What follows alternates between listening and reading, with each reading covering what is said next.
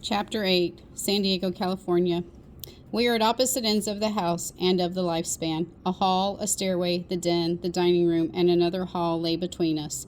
But even up in my room with the door shut, even listening to the radio loud or looking at my old dolls and scrapbooks, my mind a million miles away, I was conscious of my grandmother's presence. I was always waiting, listening, imagining, always aware someone was dying downstairs.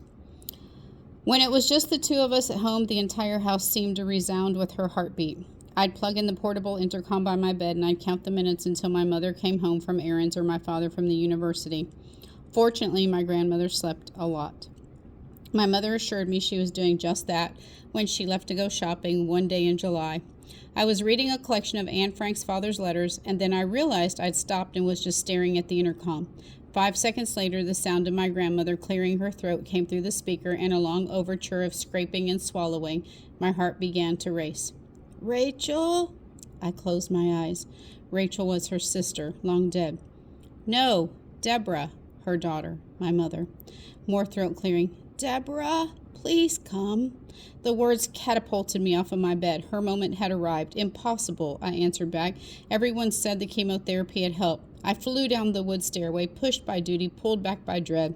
I loved my grandmother, but I did not love shots, bedpans, puking, or the sight of stitches. I was 15, and I still hated taking pills. I rushed down her hall, and I opened the door. "What's the matter?" I almost yelled the words. She was still in her pink nightgown, propped up in her old canopy bed. Her head turned slowly for the intercom to me. "Jenny? I called for Deborah." "She's gone out." I scanned her. The skin hung in accordion folds on her cheeks and drooped below her eyelids, but it didn't seem to be flushed or pale. Her small eyes were bright. "Why did you call? What's wrong? What?" She refused to admit that she needed a hearing aid. I sat on her bed and I bellowed as if she were across the Grand Canyon. "How do you feel?" "Weak," she said. "No strength." Talk like that was a change for her. Until lately, she'd always answered, like Jesse Owens or like Joe DiMaggio. She was an amazingly positive person for someone who'd been in Auschwitz. I took her hand and I stealthily looked for the 1,000th time at the place on her wrist where her number had been tattooed. She'd had it removed and seemed to have done the same with her memory of that time. She never brought it up and wouldn't answer my questions. "What do you need?" "Is Joseph home?" she asked in return. "He's still at work." She looked down and mumbled her disappointment, and then her head rose, her eyes shuttled over me. "Do you drive, Kindle?" "Yes, Grandma." "So grown up you are, Jenny." She viewed me with pride. "So tall, such beautiful brown hair." She smiled. "Let's go then." I stared back at her in a panic. But I don't have a real license yet. Are you kidding? Go where?" "Somewhere." I knew where, from my parents' experience, to a pharmacy way out in El Cajon where the trustworthy son of a friend of hers worked, or on a scavenger hunt for a brand of cracker that hadn't been made in 20 years, or a cheese she remembered from back in Poland. Nothing had tasted good to her since the cancer treatments had started. "Hey, Grandma, listen. I'll call my father. He'll stop by on the way home. What do you need?" "This he can't bring me. First help me dress." "But I only have a learner's permit," I stammered, and an adult has to be with me." "I'm not an adult? I'm not old enough?" She gave a laugh, which started her coughing, and her left hand pointed at the closet while she hacked. "The navy blue dress," she got out at last. Her accent was still thick. Then again, Yiddish was her first language, English her sixth. "And the black shoes, Jenny dear." Practically all of her shoes were black. I stood before her clothes and bit off 2 fingernails. With my mother gone, that left only the old Toyota, a manual. I hated shifting. I turned around. But Grandma, my mother can take you. She'll be back in 2 hours at..." "No more waiting. Waiting is dangerous when you are my age." I gathered her clothes and I helped her get into them. The temperature was in the 90s, but she insisted on that wool dress, broiling and ancient, likewise on a wig from the Eisenhower era to hide her chemo-caused baldness. Though our house was quite modern with lots of glass and odd angles, clothes and furniture made her room into a time machine. From her heavy claw-footed dresser, I got the gold brooch that she asked for, and then I helped her pick up and put her cane in her hand. The bend of its handle matched her back. We inched our way down the hall. "We go left here, Grandma. It's shorter." I was now a full head taller than she was. I pulled her gently to the left, and I winced at the sight of her baggy dress. She'd lost weight and height in the past few years. I let her rest. "No hurry," I said. It was a week since she'd been out of her room. Only a year before she'd lived on her own in an apartment, walked to the grocery store, taking cabs to visit friends. When my mother insisted she move in with us, her doctor visits increased, but the rest of her world began shrinking. First to the house, then to her room, and finally to her bed. Leading her out of the front door, I couldn't help but think how little she resembled the woman who'd walked in the summer before. "Grandma, where are we going?" Judging by her clothes, it was someplace fancy. "I'll show you." The car was sitting out in the driveway, and it was hot as a sauna inside. I opened the doors to cool it off, got her seated, and then turned the key. The engine gave a growl like a guard dog and died. It took 2 more tries to get it going. The air conditioning didn't work, naturally. I let the engine warm up a long time while I looked down at her gear shift knob, its handy shifting pattern worn out. For a full minute I searched for reverse, and when I found it, it turned out to be fourth. I stalled, which saved us from ramming the garage door. I hunted some more, reminded myself of my excellent record in driver's training, found reverse, and shot back out the driveway at a speed that threw both of us forward. Thank God the car was too old to have airbags. I fiddled with the gear shift, found first, and proceeded down the street as nonchalantly as possible. I realized my grandmother was eyeing me. Maybe it's better I wait for... "Grandma, I can drive. Just tell me where you need to go."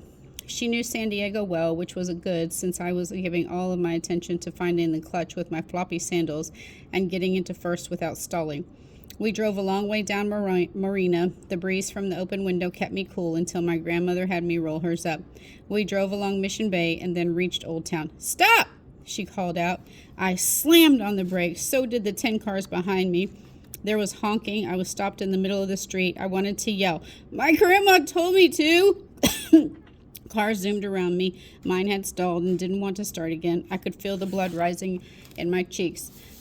I glanced furiously over at my grandmother, and I found her staring at White Bark Tree.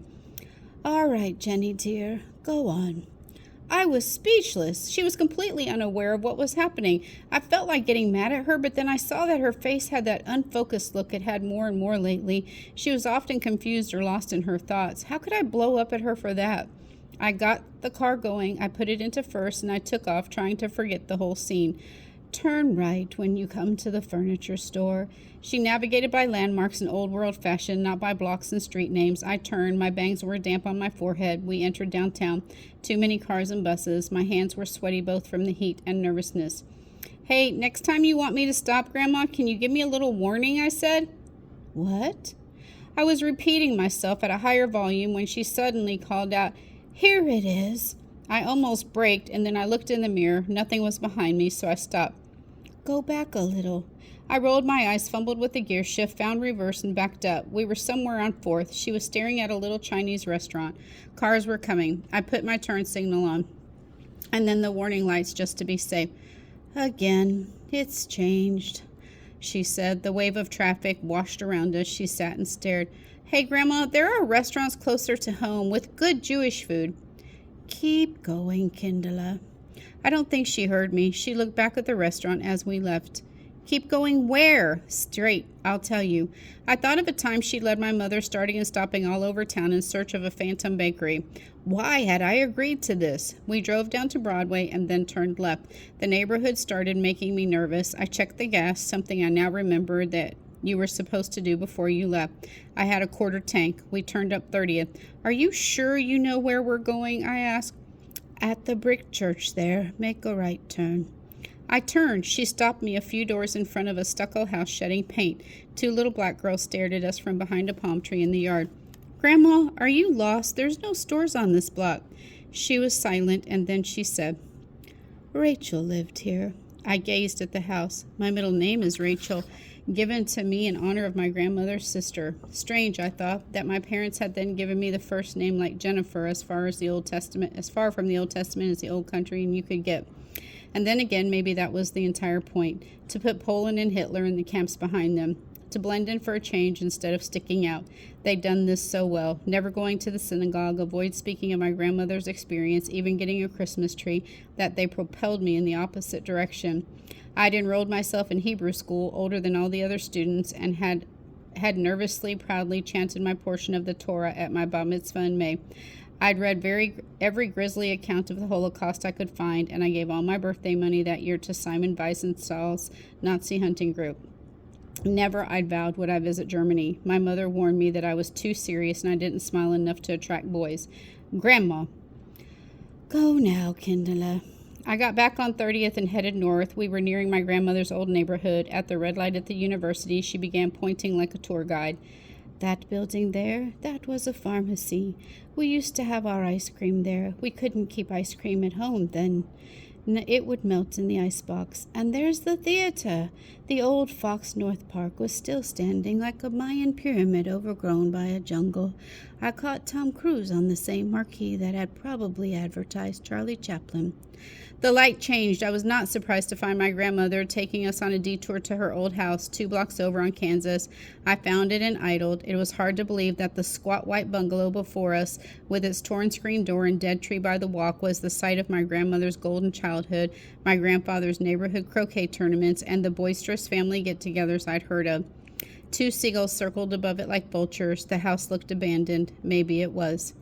Grandma, I'm going to run out of gas if we keep this up. She mumbled something, not in response to me, I realized. I cocked my ear. She was speaking in Yiddish. I only know a few words, and I had no idea what she was saying. She went on and on, facing the house, one hand on the gold brooch she was wearing. My eyes skipped from the sagging awning to the littered porch to my grandmother's face. Her eyes were closed, her lips still moving. Then she was silent. Then she said, "Please go." I put the car into first and I moved on, stopping at the light. I saw ahead a little deli that I knew she liked. It dawned on me that she'd been leading us there, and I was suddenly feeling hungry myself. We approached. I slowed down to grab a parking place. Why are you stopping? Back home now. But Grandma, you never... She didn't hear. Thank you, Kendala, very much. But we never got where you wanted, I shouted. Her head wobbled toward me. Where did you want to go? She looked puzzled. To my house, where we just came from. To Rachel's house, God give her rest. To the stationery store we had 26 years until Jacob died.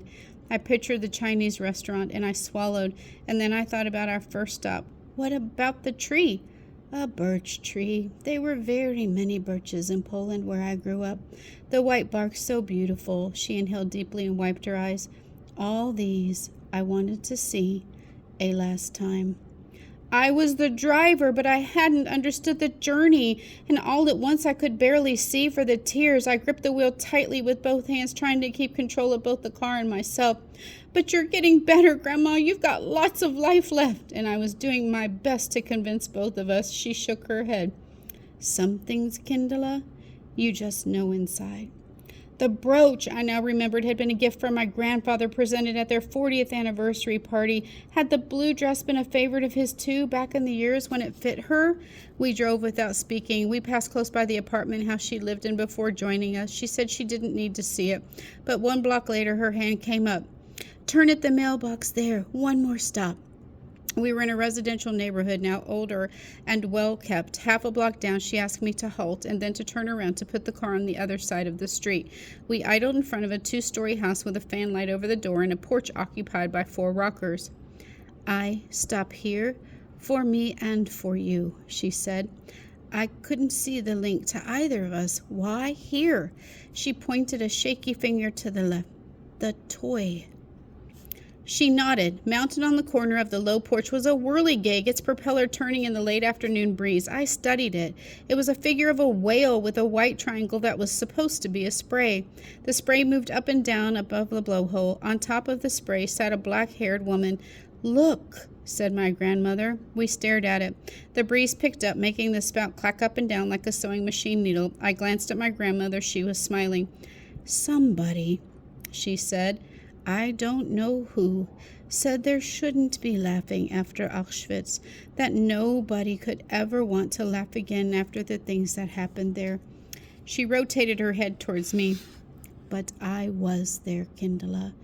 And yes, very terrible. What I saw, you should never dream.